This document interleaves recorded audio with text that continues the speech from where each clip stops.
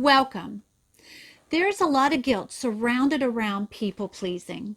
You know you avoid conflict. You know that you stuff your feelings and feel overly responsible to help everyone and make sure everyone's happy.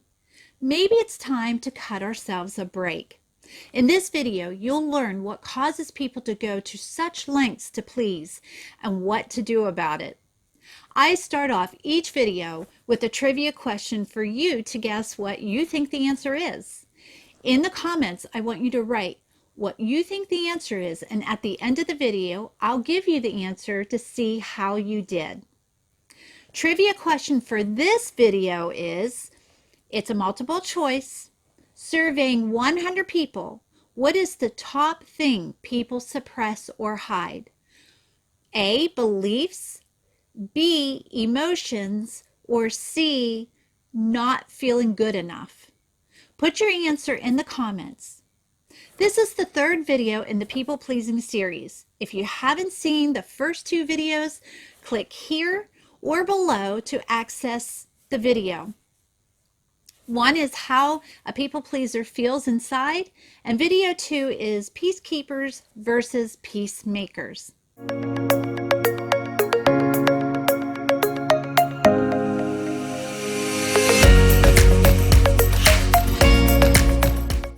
Hi, I'm Mccloskey, personal development and wellness specialist. We create a pathway of tools and encouragement for women to thrive while alive. Welcome. If you're new, or even if you are returning and haven't done it yet, make sure that you click on the subscribe button and click the bell so that you're notified every time a new video is available. It's great to have you here. Say hi in the comments and don't forget to include your answer to the trivia question. When we're young, we try to please our parents, teachers, and authority figures. It's natural for us to do that.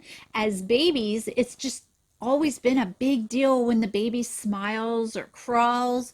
Or what about potty training? Oh, what a big girl you are. And then you get into elementary school and you look at that and it's getting good grades. It's making a big deal about getting an A, or accomplishments are praised. And then we learn to seek others' approvals that drives us to people please. Now, I've heard it said that people pleasing comes from having abusive parents, or maybe parents who were addicted to substances.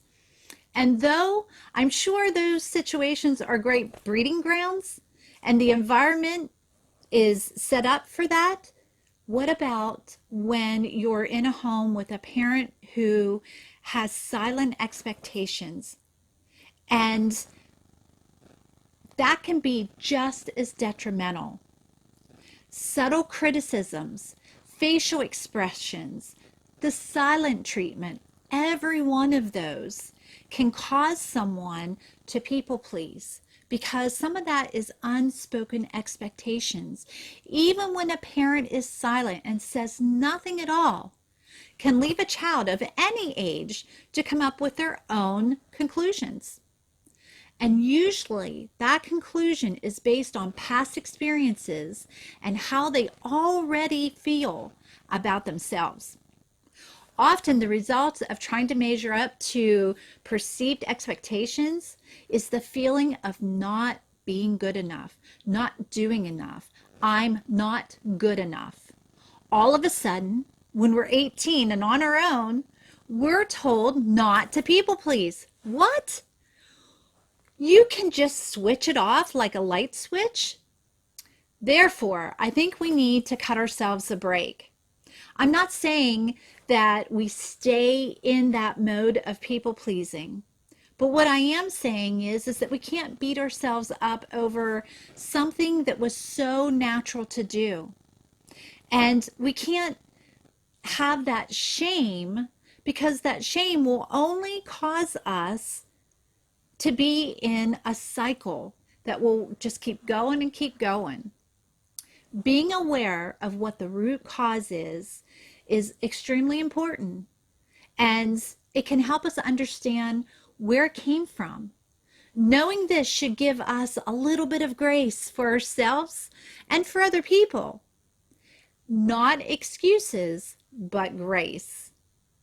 Some people had a good upbringing with positive parenting, but they married someone who is emotionally distant or wounded.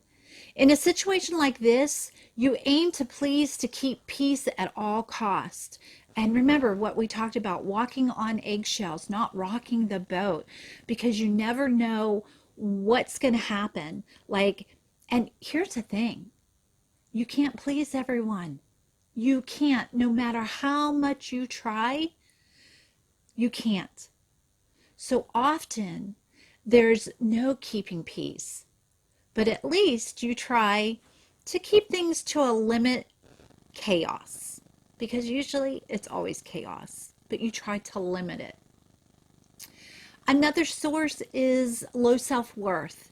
You don't feel that you're worthy to have healthy friends, that you don't feel like you have to cater, that you feel like you have to cater to everyone, and that people pleasing kind of boosts your ego. It makes you feel good. When you have low self-worth, you're looking for anything that's going to make you feel a little bit better. And so often we can get our ego filled by pleasing other people and doing all that we can for people. It's exhausting. And it does take time and patience. It's a process to try to not people please. Another source is afraid someone else won't step in. That fear that drives you to do things that you don't have time for, you don't have energy for, but you do it because you're so afraid that nobody else is going to step in. Or maybe they're not going to do it like you do it. Have you ever had that where you ask someone to do something and they don't do it like you do it, and so you never ask them again? And so you do it yourself, and then there might be another situation, same thing, different person, you do it yourself. And then another situation where you ask someone else to do something, either they don't do it or they don't do it the way you would. And so you get in your head, it is just so much better if I do it myself. But the problem is that you're doing this one, you're doing this one, you're doing this one, and you don't have time for it all. And you have no energy left. And then what I said in video 2 is that you end up having resentment because you're trying to do it all. And most of that is because you either don't trust other people to do things. And that's a big one. That is a big one, because sometimes we're really good at things. And to hand it off to someone else and they don't do it like we do it, it doesn't mean that what they did is wrong, or it doesn't even really mean that they didn't do it good enough. It's just not how you would do it. But look at how exhausted you are. Look at what is it that causes you to want to do so much. Can you care too much? Can you care about people too much? Maybe it's not about how much you care, but what you care about. Do you care about how people see you? Do you care about it being done exactly the way you want it to be? Do you care about, are there some things that you can let go of? And if they don't get done, they don't get done. But looking at the root of what the belief is behind why you don't say no, or why you feel like you have to do it all. Look at what the belief is. Here's a good question. Do you do things without being asked and you become intrusive? That's a good question. There are two major solutions to this one that we will expand on in the next video. But for now, you have to learn to set boundaries. You have to have boundaries in place, and not just have them in place, but enforce them. and enforce them for yourself. So you need to have boundaries for yourself, and you need to have boundaries for other people. You have to trust that your creator will make sure what needs to be done will be done. So have you ever gone to someone's house? Maybe you have adult children and you go into their house and you feel like their house is just a mess. And you're embarrassed that their house is a mess. And so they didn't ask you to come clean, but you go clean anyway. Now that sounds like a really good thing to do. The act of cleaning someone's house is not a bad thing. It's what's behind it. Did you notice I said you were embarrassed? And sometimes you can be intrusive, trying to do things for other people when they never asked you to, they never expected you to, and your motive is not the correct motive to do something. Here's the other thing. Sometimes we get in the way of a lesson being learned, or in the way of what God is doing. It can feel good to help other people, but sometimes we are not to rescue them because God is working. And sometimes we can make it a habit of trying to fix things for people, and we're just getting in the way. I know for me, I had to ask myself, okay, Pam, are you getting in God's way? Are you keeping this person from learning a lesson by coming to their rescue, by doing things for them? Is it okay to let people fall? Well, sometimes it is. Most of the time it is, because stop and think about it. What lessons have you learned? I'll bet you a lot of your lessons were learned by falling, by having to do hard stuff, by having to do things on your own. If people were always rescuing us, we never learn the lesson that we need to learn. So you have to ask yourself, am I standing in the way? I love this person, but am I standing in their way of maturing? Because I'm going to tell you right now, being mature comes through a lot of hardship and a lot of hard lessons. And if you're getting in the way, they're not going to learn what they need to learn. And you might not learn what you're to learn. So step back and allow them to have the fall, to be responsible, because that is what's going to help them mature.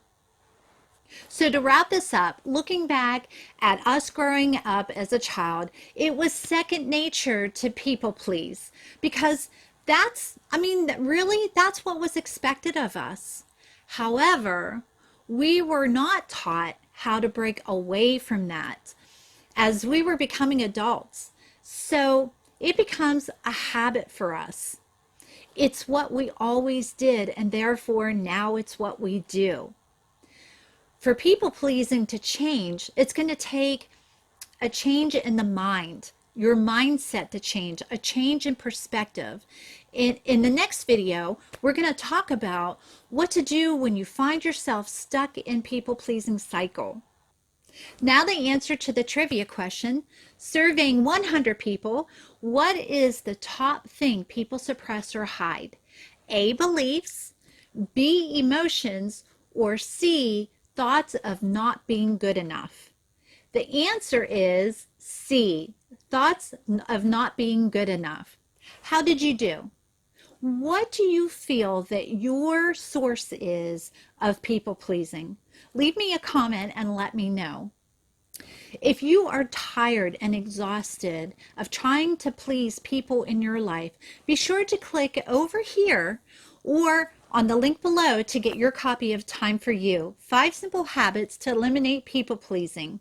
Be sure that you join the Thrive While Alive membership group that has helpful tools, encouragement, and support by clicking down here. Like this video if it was helpful for you, and share it with your friends. Pass it forward. Haven't gotten the videos for the People Pleasing series, the ones before this one, make sure you click here and over here. Keep moving forward to Thrive While Alive. See you in the next video.